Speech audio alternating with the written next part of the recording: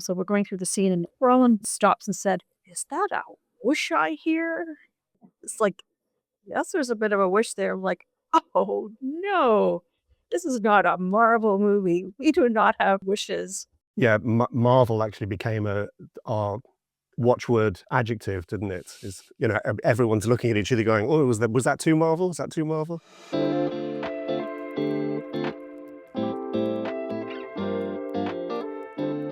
The show came to us from the post producer, Rachel Sutherland. She didn't say very much about the show itself. She just said the showrunner is a really interesting person.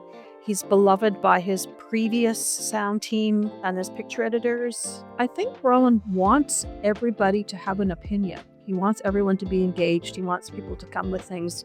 He's incredibly collaborative.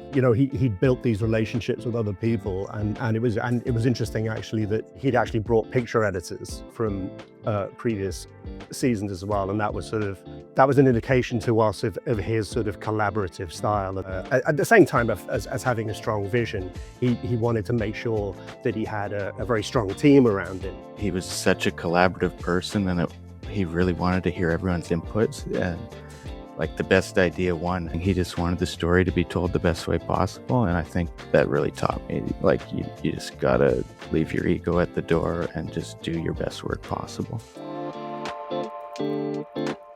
Martin did a really deep dive into the previous episodes, and he began reading at least one of the books. But I actually didn't do that until partway through, when I realized I really should understand more about what's going on, because this is a world that I do not understand at all.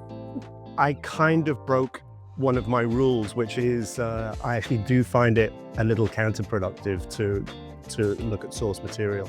But of course, with this, you had multiple novels. There's this enormously famous film. And then, of course, you've got the 2 seasons of the show that we're working on, which, we obviously, just to be professional, we really want to be familiar with that material. But I did feel my head starting to spin between the novels and the movie and the TV shows.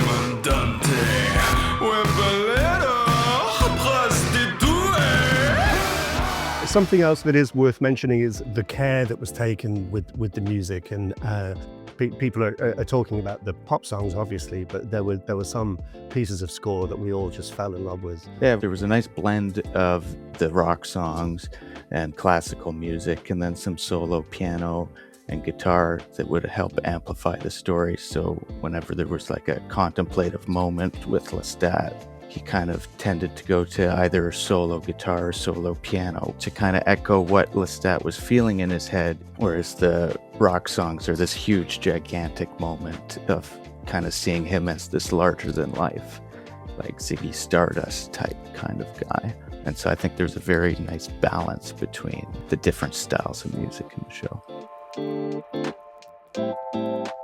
I think we're all very happy with the concert scenes. They did a really nice job, actually, of sort of populating the rooms with background performers. It really does feel like a concert crowd. I usually had a loop group of about 10 people who, bless their hearts, I had to get them to, just yell, "I love you, Lestat," for, 3 or 4 minutes at a time.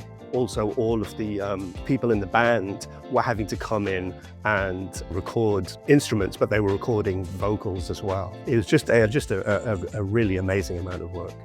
Well, the actor also sang, so that was unusual with the way that worked. Yeah, that's a very good point, Jane. Like all the vocals are actually Sam himself, and he was working with Daniel Hart, the composer, as they were writing the songs, and it's all kind of a mix of him in the studio, or even some production vocals, which really has that kind of raw, on-the-day feel. We never knew what Roland was going to suddenly ask for. We just had to think about the moment and what that moment might need, and you may not have known that was what was going to be needed. So it was exciting. One of the main differences with this show was that we had lots of mix time, and that's because he really enjoys that process, and he has a ton to say.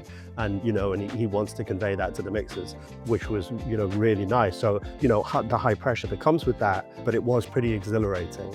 I was really invigorated by this project. Like, it was really exciting to work on. It was fun to work on. It reinvigorated my enthusiasm for the prospect of sound editing, which I've loved for many years. And it really just, sparked that great enthusiasm for just getting the right sound again. Yeah, I really enjoyed working with this team and just learning from everyone in their different roles. It's a really wonderful learning experience and time working with you. I feel like it's an experience we all shared together, and we'll never forget it. Yeah.